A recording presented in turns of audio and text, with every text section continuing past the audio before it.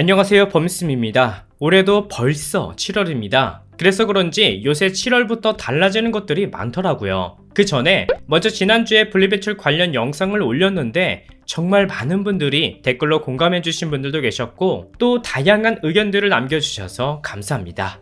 분리배출 관련 담당 부서는 여러분들의 댓글들을 꼭 보셨으면 좋겠다는 생각이 들었는데요. 자, 오늘은 자동차와 관련된 소식입니다. 먼저 7월부터 바뀝니다. 근데 이거 모르거나 무시했다가는 그 자리에서 과태료 5만원을 부과한다고 하는데요. 바로 7월부터 아파트 내에서 5분 이상 차량을 공회전할 경우 이륜차도 포함해서 모두 과태료를 부과하겠다고 합니다. 먼저 경기도에서 기존까지는 버스터미널과 자동차 극장, 노상 및 노회 주차장 등에서 차량을 주차 또는 정차하고 5분 이상 공회전할 수 없었습니다. 근데 이번에 법이 개정돼서 공동주택과 아파트 주차장을 포함한 모든 주차장으로 공회전법을 확대시켰다고 하는데요. 그래서 7월 1일부터는 아파트 단지에서 5분 이상 공회전하다가 적발될 경우 그 즉시 과태료 5만원을 부과한다고 하는데, 그러니까 이제 공동주택과 아파트 단지 내에서 시동을 5분 이상 켜놓지 말라는 거예요. 근데 기온이 영상 5도 미만이거나 또는 27도를 넘는 경우는 예외로 허용시켜준다고 합니다.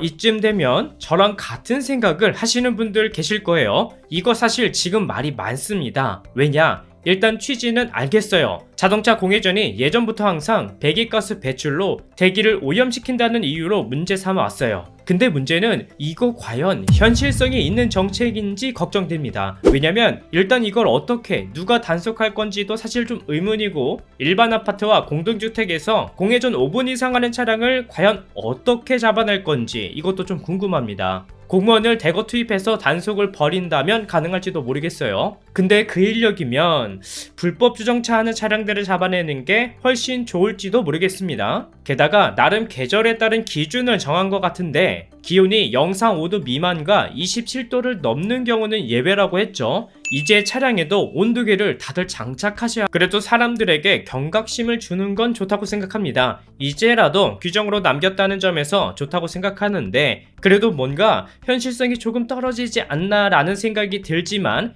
7월부터 지키지 않으면 과태료를 부과한다고 하니까 경기도에 사시는 분들은 꼭 기억해 두셔야 할 것 같습니다.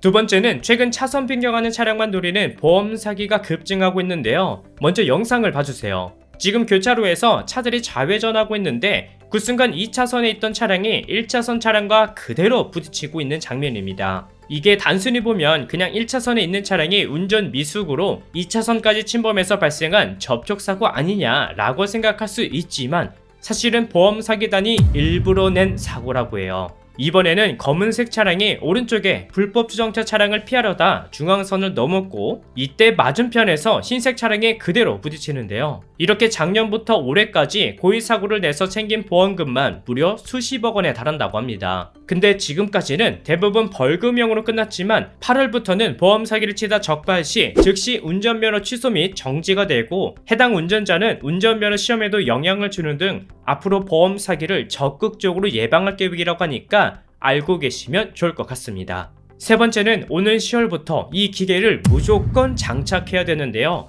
바로 음주운전 방지 장치입니다. 이제부터 음주운전 이력이 있는 사람에게 이렇게 생긴 장치를 자동차에 부착하는데요. 시동을 걸려면 측정기에 숨을 불어 넣어야 되지만 술을 한 잔이라도 마셨다면 시동이 걸리지 않습니다.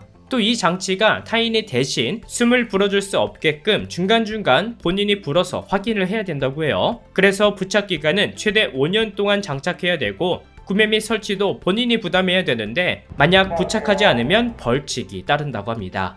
모두 음주운전을 막기 위한 방법으로 시행하는 건데요. 우리나라 음주운전은 지금까지 처벌이 약하다는 게 문제였고, 그러다 보니 재범으로 인한 사망사고가 계속 발생하고 있었다고 합니다. 그래서 이런 방법도 고려하고 있다고 하는데요. 상습 음주운전자의 자동차 번호판을 다른 사람들과 경찰이 잘 볼 수 있도록 특수 번호판으로 교체하는 방안과, 또 음주운전으로 인한 사망사고를 낸 운전자와 10년 이내에 음주운전을 2회 이상 한 사람은 강력범처럼 이름과 얼굴, 나이를 공개하자는 방안도 논의 중이라고 합니다. 따라서 10월부터는 보다 강하게 제재한다고 하니까 하니까 음주운전으로 인한 사고가 줄어들었으면 좋겠습니다. 오늘은 이렇게 7월부터 바뀌는 소식에 대해 준비해봤는데요. 모두 취지로만 보면 좋은 소식이에요. 하지만 시작부터 탁상 정책이라는 말이 나오는 정책의 경우는 좀 보완이 필요할 것 같고요. 여러분들도 이 내용에 대해 알고 계시면 좋을 것 같아서 준비해봤습니다. 그럼 저는 다음 영상에서 다시 인사드릴게요. 시청해주셔서 감사합니다.